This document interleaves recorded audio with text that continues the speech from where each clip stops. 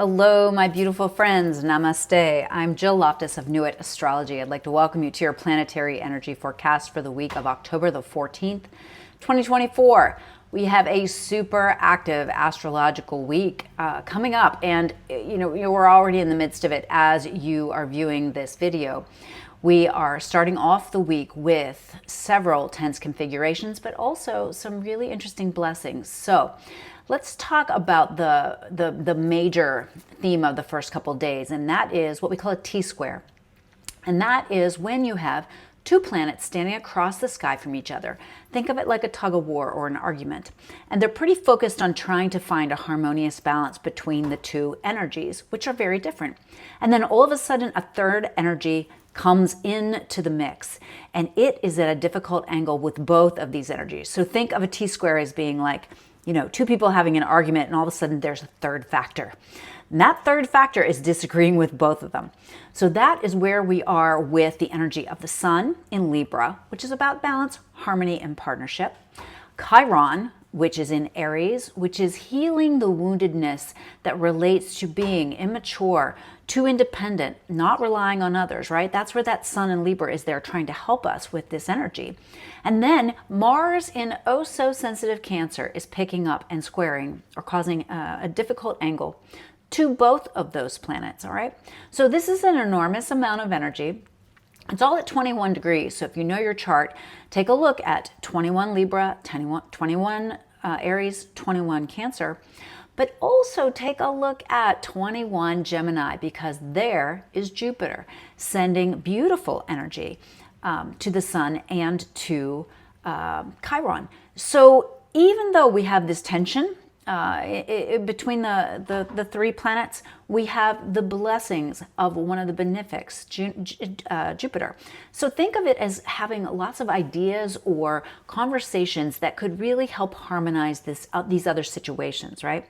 The other wild card mixed in here is, at the same time this is happening, we have Venus in the sign of Scorpio, right? In her depth, in her passions, standing across the sky from Uranus, which is in Taurus. Now, Taurus is Venus's sign, so here she is across the sky from one of her favorite places to be. She's the ruler of Libra, which is in this tense connection with Chiron and Mars, which is also being blessed by Jupiter. So it's just an enormous amount of energy. I would think relationships are going to be highly in focus. Magical synchronicities will be popping up, but also sudden conflicts could come up. So those are the kind of energies we start the week with, and they are in play most of the week. Now, another beautiful blessing that we have starting on Tuesday is that Venus is going to pick up a trine energy to Neptune. So the highly creative, inspired. I think even though there will be some real tensions building this week, there are blessings, there are silver linings, and I want you to keep an eye out for those. Now, as we get to Thursday, October the 17th, we have a full moon in Aries. It's at 24 degrees. If you know your chart, take a look of where 24 degrees is in Aries.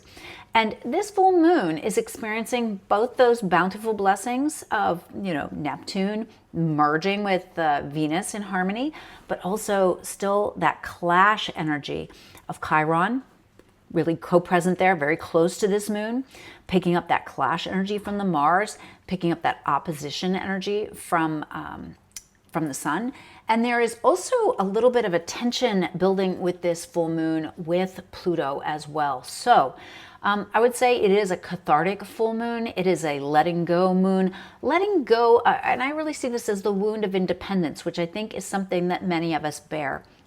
I've had a lot of conversations lately, especially with women, about how when we feel we need to rely on somebody else or ask for help, that suddenly we feel like we're indebted, or there are unspoken rules or debts that we're going to have to pay. And it really comes down to choosing the right people to trust and to work with and to collaborate with and partner with. And this is true whether you're looking for lovers or somebody to help build a business with, or how you work with your coworkers and things like that. So a lot of those themes will be coming up this week, but it's very much a strong, I see this as almost like a purging type of full moon. So it is also a full moon that's asking you to be more mature, to step up to the plate, to be more of a realist, to not dissolve into anger and upset and tantrums and things like that. That's not helpful, all right? It's not helpful. And another thing to think about Aries energy, because the shadow of Aries, of course, can be anger, is to think about what the root of anger is, which Kriyananda would say is fear. And so this is not a time to be engaged in fear, in I mean, it's easy to say that, right? Don't be afraid. But it's more than that. It's more like, oh, I'm in that emotional state right now. How do I get myself out of it? What kind of breath work? What kind of mantra? I need to go take a walk around the block. Do I need to reach out to a friend? Do I need to, get a therapist or something? Like I need to take actions, positive actions, in order to resolve some of these patterns. This full moon is very supportive of that. Now, there is also this new energy coming in on the full moon day on the 17th, because Venus is going to come out of Scorpio and dip into Sagittarius. And so that is completely different energy.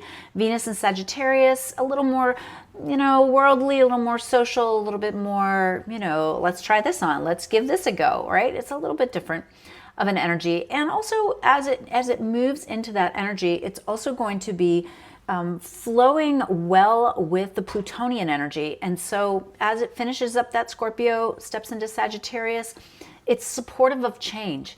And Venus is your values. Venus is what matters to you. Venus, shows you what you love and how you love. And so I think there's going to be a little bit of a compass heading reset here, especially because, remember, Pluto is moving forward through those very, very last bits of the sign of Capricorn. All right. Watch that Jupiter connection with Chiron from Gemini to Aries, because that energy stays in play through the end of November. This gives a potent possibility of healing, through ideas, through little conversations. Not, it doesn't have to be the big grand shift in philosophy. It could be just that little interaction you have with somebody at the supermarket or a neighbor, or some insights from your siblings about your childhood that all of a sudden help you to gain clarity and see things in a way where you can understand, integrate, and move forward with whatever it is that you're processing, with whatever it is about your life, your personality, your experiences that don't feel acceptable, that feel broken or damaged. All right, and then as we finish the week, we get to the 20th, watch, because the sun is going to get to the very, very late degrees of the sign of Libra, finishing up her journey through that sign. And as she does, she comes into a clash with Pluto in Capricorn. So even though the Venusian energy is flowing with it, the sun will begin to clash with it. And anytime there is a negative angle to Plutonian energy, there can be power plays, power struggles, deep wounds are exposed. The reality of something is shown, and it's not something we want to see. It's something we want to avert our eyes. We want to say, no, that's terrible. I don't want to see that. So in this lovely Venusian Libran vibe, we instead have to say, okay, wow, well, what can I do to create more peace, balance, and harmony here? And that may be exposed as we get into the weekend and start next week. All right, well, I would say as far as looking at the week, as far as the light, I think the positive or easeful aspects to take advantage of, definitely that Venus-Neptune trine, deeply spiritual, very artistic. Make sure that, especially at the beginning of the week, that you set aside a little bit of time, whether it's to meditate or to make art or to make love or all those wonderful Venusian things. I'm also loving the Jupiter connection with the sun in Libra. So I love that kind of ideas and partnerships, conversations, nice little sociability stepping into this week, even with the tension that we start the week off with. And then, of course, Venus moving into Sagittarius. I kind of like that energy. I think of Venus as the priestess when she's in Sagittarius. So I feel that shift of energy as it moves into that area of your chart. As far as the shadow of the week, T-squares, man, they're hard, okay? They're clash energy, but there is supportive energy there too. There's, what's that old Death Cab for Cutie song? There's beauty in the breakdown, right? There's beauty in the breakdown this week, okay? I would also keep an eye on that full moon, Aries full moon, very emotional. I have an Aries moon. I'm going to be, putting my patient hat on, right? And then watch that Sun square Pluto, because there's still some really sticky Capricornian muck that's going to be coming up, and you're going to see it this week. And whether you're going to see it personally or in the collective, either way, identify it, see it, and move past it, because we are heading into that Aquarian energy, whereupon that Sun in Libra will vibe beautifully with Pluto once it steps into Aquarius. All right, well, I hope you found this useful and helpful. If you did, please comment below. Please share it with a friend. Please help the channel to grow. I appreciate it. Hop on the website. I've got my life transformation course coming up. We're going to start a new group in January, so check that out. And I do have still some memberships available so that you can get personal monthly advice about how to handle the energies in your inbox every month. And stay tuned for the Isis Lotus Tarot. Let's take a look and see what the cards have to say about how we can manage this somewhat volatile week. Hello, my beautiful friends. Namaste. Let's check out the Isis Lotus Tarot, week of October the 14th, 2024. Quite the week, astrologically, an enormous amount of energy flowing. Do check your chart for 21 of any sign, any of the 12 zodiac signs. What's at 21 degrees for you? Or maybe even just a couple degrees before or after. Something to pay attention to there. All right, so Isis Lotus reading for the collective, October 14th, the week.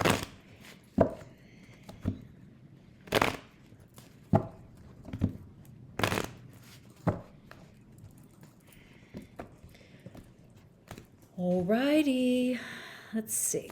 All right, the first card is the basic influence of the past, so where we're coming from. And we've got the Page of Pentacles. So there's something that you wanted to start, a new idea, a beginning, a fresh, new way of looking at things. You know, it's practical, it's grounded, it's stable, it's earthy. So this is where we're coming from.